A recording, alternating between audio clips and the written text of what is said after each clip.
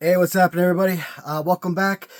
Today we are continuing on with the My Favorite LJN Tournament. Today is, what is today? Thursday? No, today's Wednesday. So, happy Wednesday, everybody. So we are on round one, part six. So we are looking at the 21st through the 24th matches as we continue our pace of 4 matchups per video. And with 4 matchups per video, you're looking at 30 minutes per. I'm glad I cut it down because normally in the past I've always done 5 matchups per video, but the videos were always like 40 to 45 minutes long. Occasionally, depending on the matchups, you might have your random 25, 27 minute videos, but I just got kind of tired of those 35, 40, 45 minute videos, so I think 30 minutes is sufficient. And it looks like it's working on the cell phone. The cell phone is keeping up 30 minutes, and it's actually a lot easier for me to post the video from the cell phone to YouTube as opposed to transferring it from the computer to YouTube, or from the phone to YouTube, to the computer YouTube. So, all right, so not much going on. I kind of said before that at 6 videos, I kind of wanted to take a break, kind of slice it down, and start posting other videos. But as of right now, I don't really have anything else that is really piquing my interest. There are a couple horror related videos I want to post, kind of like don't watch alone type videos, scary stories type of deal, but I could probably put those as like a secondary video later on. I'm really enjoying these tournament videos, so I want to keep going along as long as I possibly can. So with that being said, let's dive in to today's matchups. And first matchup we're looking at is Hulk Hogan Series 1 as he does battle against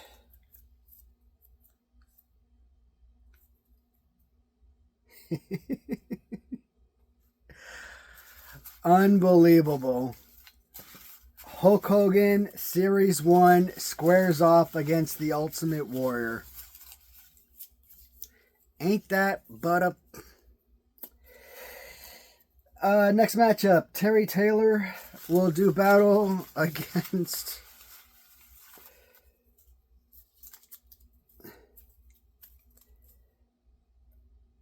Ric Flair White. So that's the wrestling writer Ric Flair. Next matchup is going to feature Original Mean Gene, and he does battle against Slick.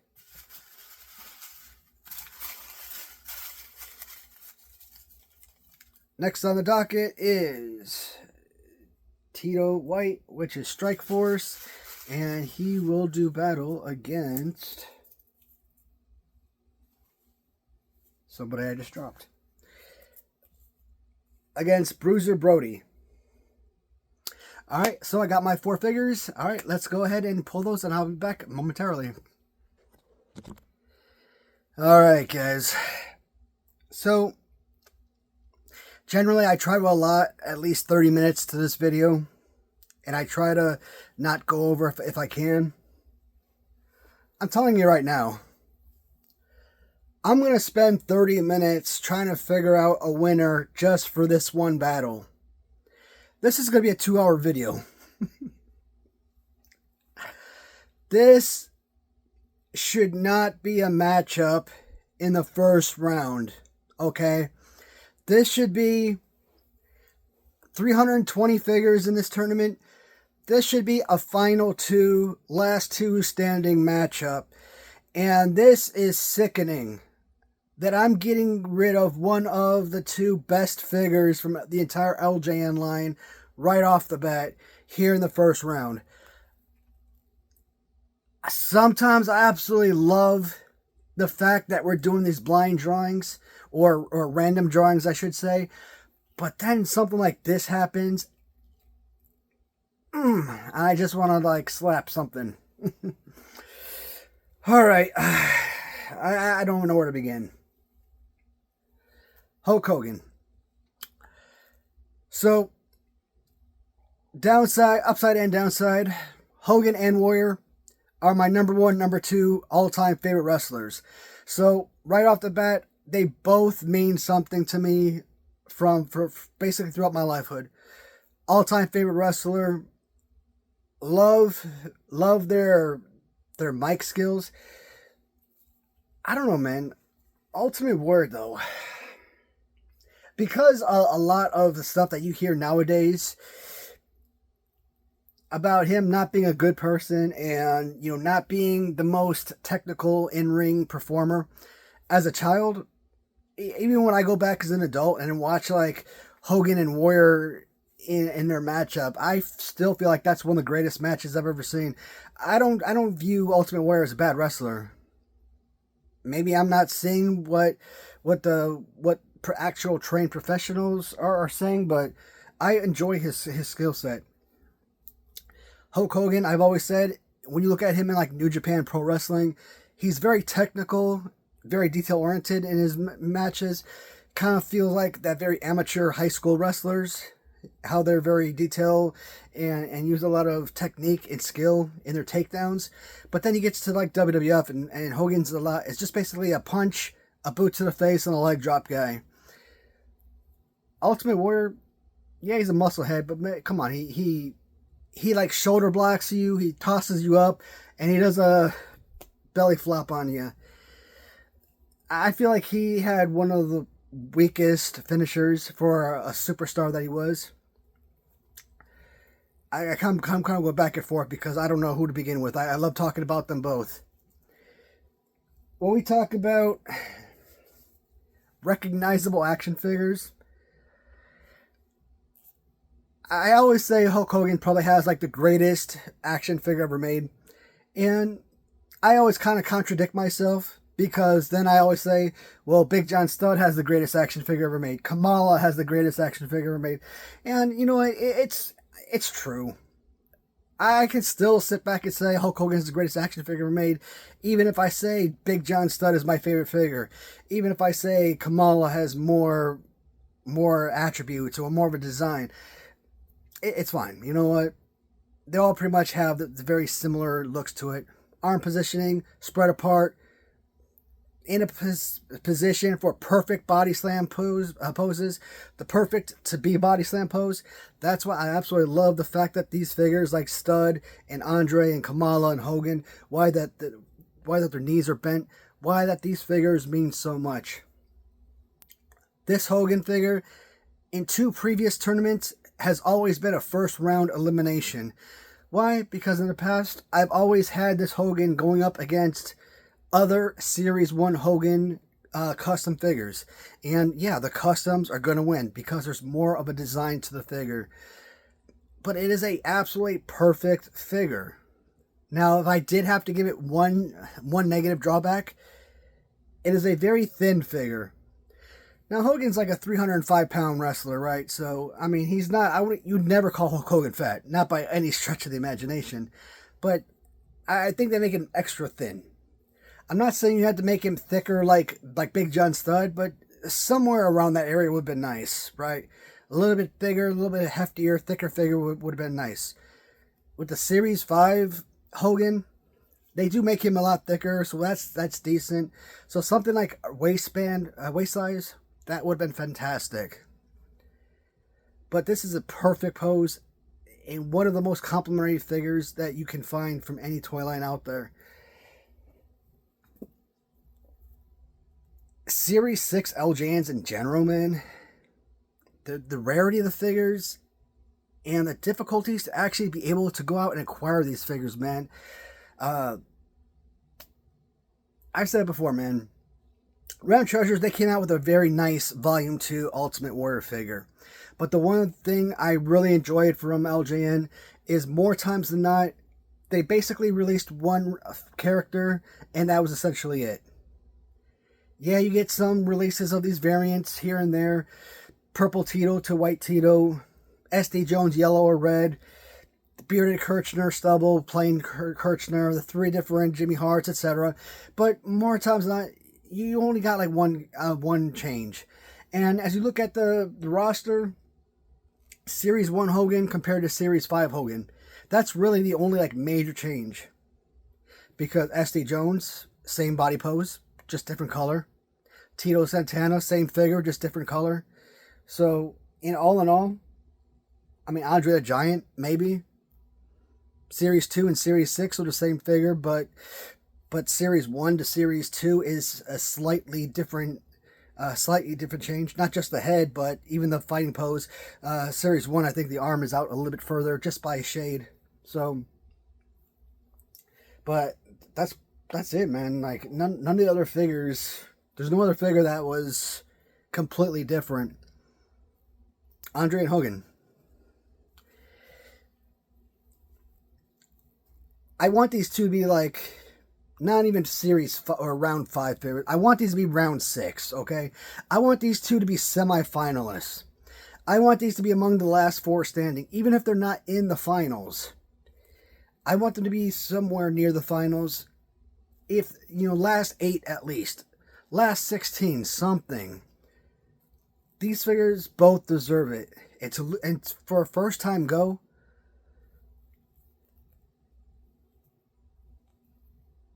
if I eliminate Hulk Hogan, yes, we got the other Series 1 Hogan customs. Got it. I'm not accustomed to seeing this one gone in the first round based on this. In the past, I've utilized... In the very first tournament, I actually took the Ultimate Warrior custom that was utilizing this body against this warrior, and I utilized that warrior to defeat this one. So the first tournament saw this one as a first round loss. The second tournament, I think this one I utilized to defeat the customs, but I don't think he was a long tenured. I think he was like a second round or third round elimination. So neither figure really lasts long in any of my tournaments in the past. It just goes to show you how many amazing figures I have. Ultimate Warrior is a perfect figure. So many things you could do with this figure. But I'm putting him down in light of Hulk Hogan. I think overall, there are just certain things. And what do I always say when it comes to playable figures? It's not just about that beautiful body slam pose, right? It's about the ability to be body slammed, right? So that's why I love the knees being bent like that. So I think Hulk Hogan has the leg up just slightly over Ultimate Warrior, but these are two perfect figures, and I am not happy about losing an amazing piece this early. And I could have really gone on and probably gone back and forth with this for 45 minutes to an hour, easy. 2-hour video. Yeah, I could have talked about these for 2 hours. I'm not even exaggerating when I talk about that, because I don't want to lose those. They're that good. I enjoy them both. And I want the opportunity to sit there and talk about them as much as possible for multiple rounds, but I'm trying to keep the video to 30 minutes, right? So I have no choice in the matter. Disappointing. Next one up, from Wrestling Writer, Ric Flair taking on Terry Taylor. So we'll start with Red Rooster. One of the ongoing jokes on my channel is how I take credit for creating this figure. And I did not create this figure. I had no input whatsoever into the design or release or anything of this figure. I just kind of like mockingly take claim or take responsibility for it. What was it? Dang. I think Ivan Putski. Oh my god, the horrendous Ivan Putski figure. I did not like that figure, and when that was like, so what kind of figures are you looking for? I'm like, I don't know, Ultimate Warrior, Big Boss Man, Greg Valentine, something like that, right? So when the very next figure came out, she came out with the Red Rooster figure, and I'm like, you're welcome to all the fans. I mean, it's not exactly Greg Valentine-esque, but it's very close. Is it a perfect figure? It's a very nice figure. Is it a 10 out of 10?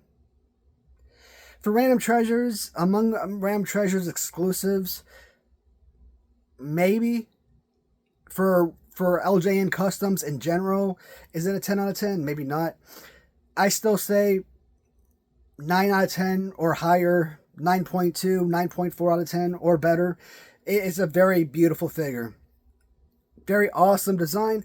And like I said, I like the fact that it's sort of cartoony.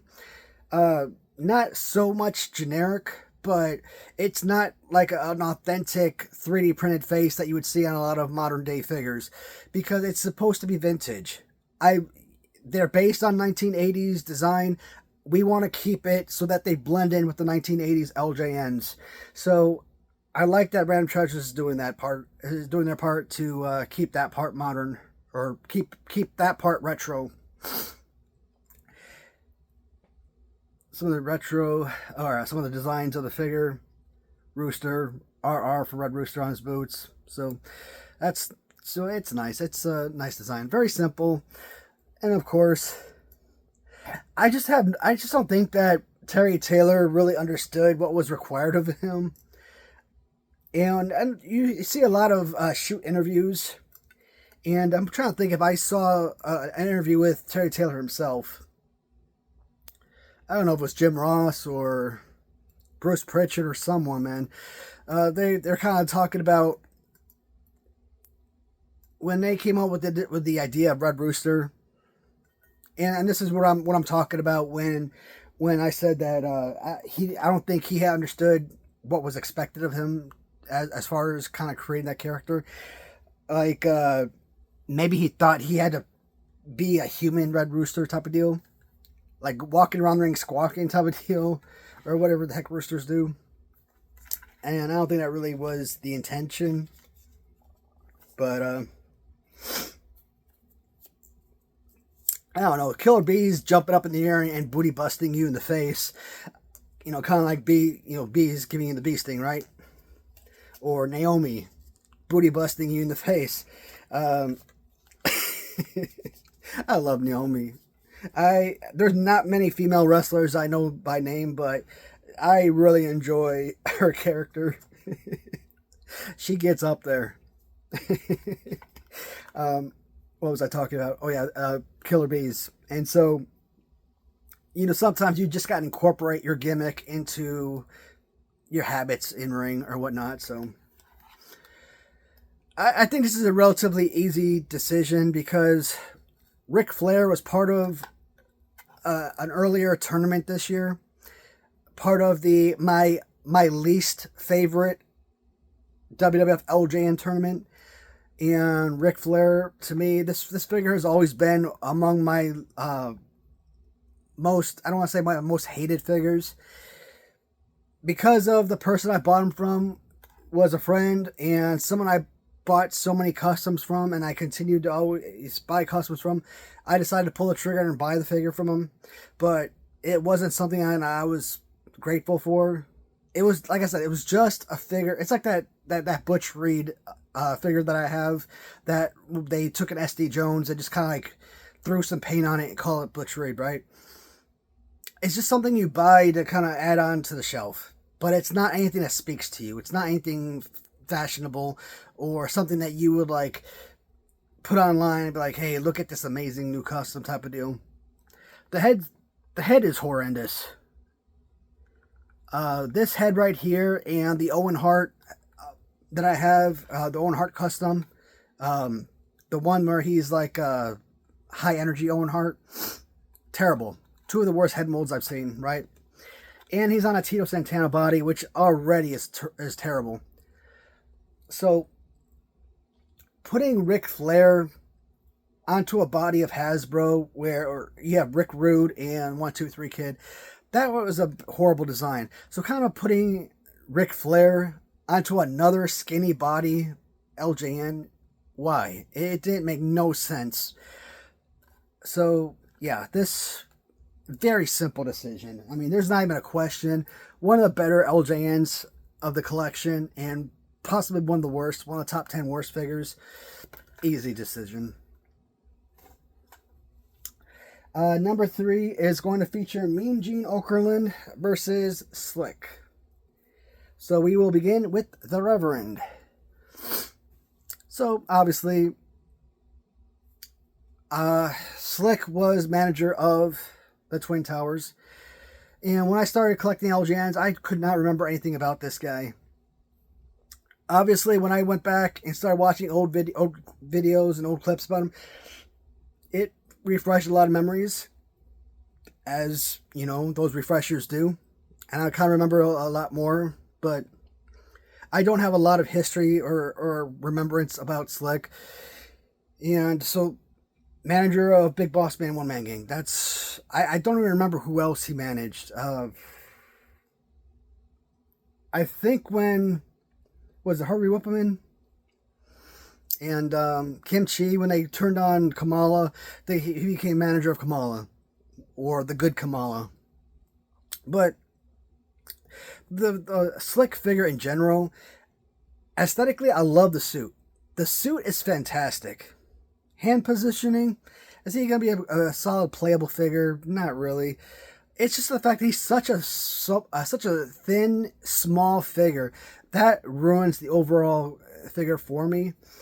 And even when you put this guy on a stand, he does not stand up really well. So it's a toss-up. And because he's a Series 5 figure, we all know it's Series 5 LJNs. They utilize different rubber, and sometimes they use the rubber that matches the outside of, you know, the color scheme of the figure. Slick is a mostly gray figure, so they use mostly gray rubber. And so when you get paint bleed on these figures, you'll see like gray paint underneath the rest of the color, which is terrible. So I hate that. Bam Bam Bigelow, you'll see black. You'll see black on Jim Duggan or Axe. You'll see blue on Honky Tonk Man, right? So, terrible. Mean Gene Okerlund. I don't know if Mean Gene is necessarily a better figure than Slick.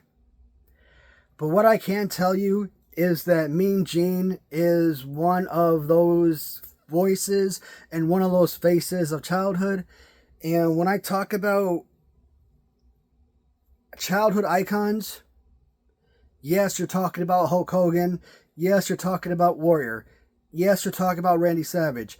But you're talking about Vince McMahon. You are talking about Mean Gene Okerlund in reference to wrestling. Obviously, when you're talking about other things in life, music, movies, TV, etc., you're talking different stories. But strictly wrestling, those are like my faces of childhood for wrestling related. I love Vince. I love Mean Gene, and kind of like seeing him as kind of like the voice of like Toys R Us, doing those commercials and everything. I thought that was pretty sensational. And guys I talk about going from WWF to WCW, seeing Mean Gene Okerlund or Elizabeth, for example, in WCW, I mean, that was so freaking odd. I mean, seeing Hogan and Savage in WCW was crazy. I mean, at least when Diesel and Razor Ramon went to WCW, they're just going back home, essentially. Legion of Doom, Nasty Boys, Ric Flair, Steiners, they're all just going back home when they went back to WCW. So, to me, those guys were all WCW guys, because that's where I originally knew them from. But there are certain faces that you always associate with WWF. Even Jesse Ventura, I kind of value that as a WWF guy. So we started seeing these guys all transition to WCW. Crazy. To me, I don't think you could really go wrong either way. I think it's a very fair and even competition because they're both managers or manager types. But I'm going to go with Mean Gene on this one. To me, he gives me the more memorable history. So, and I think I do like his figure a lot more. I think Mean Gene overall among the managers or manager types. Again, when we talk about LJN managers, Vince McMahon, the referees, Mean Gene Okerlund, they're all kind of fall under the umbrella of the referee figures. So last battle is going to feature Strikeforce, Tito Santana, and he's going to do battle against Bruiser Brody. We will start with Bruiser Brody. So anybody who has seen my two previous My Favorite LJN tournaments already knows what this figure is and what this figure means to me overall. This figure literally is the juggernaut of my collection.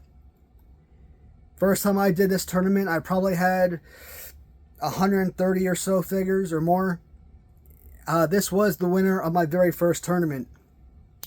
The second time I did this tournament, I had 200, maybe 250 figures more. I don't know. Let's say 200 plus. I don't have an exact number, but someone say 200 plus. And once again, Bruiser Brody was my champion. So there are still figures from the first two tournaments that all had legitimate chances of winning. But there are certain specialties about the figure that I really enjoyed. Number one, I talk about fighting pose, right? He's got that Greg Valentine fighting pose. Hulk Hogan, Kamala, Big John Studd, a little bit different, but he's still under that bracket. Andre the Giant, they all pretty much have relatively the same pose, roughly. Greg Valentine is up there. Big Boss Man is up there. Ultimate Warrior is up there, obviously. Ultimate Warrior and someone like maybe, I don't know, Outback Jack, for example, have very similar, to an extent, poses. So those figures, if you take those poses, SD Jones is another one, you know you're creating a perfect figure just by implementing those respective poses. So, Bruiser Brody, a legend. I never got an opportunity to really watch him ever wrestle. I think he was murdered in Puerto Rico, and I think he was killed in the shower or something stupid. So, I mean, how sad is that? I mean, you go somewhere to wrestle and you're killed in a way that you don't even have an opportunity to defend yourself. It's like being killed in your sleep when you're at your most vulnerable. So, terrible story for Bruiser Brody. I think Eric, when he sold this to me, he said this was a prototype. So, I think this one's probably from like Zashman or someone. So, the head sculpt looks really solid. The vest and trunks, good. I love the boots. The boots are probably among the top 3, maybe top 5 of all my action figures that I really love. So that's awesome. And I can never properly display the chain, so I always just kind of wrap it around his hand, call it a day. But he's got an awesome look, great color scheme, fantastic pose, and an accessory. The figure is literally a 10 out of 10 because it has literally everything that you could hope for in an action figure. And that second tournament, every single battle he had was against an absolute elite action figure. We're not talking about going up against a figure like this. No, we're talking about going against, hypothetically, a Hogan, or going up against, hypothetically, an Ultimate Warrior type, right? We're talking about absolute elite figures. Figures that have the legitimate chance of winning an entire tournament. So, after a situation like that, yeah, there was no other choice but to crown him a repeat champion. Does Bruiser Brody lose this matchup going up against Tito Santana?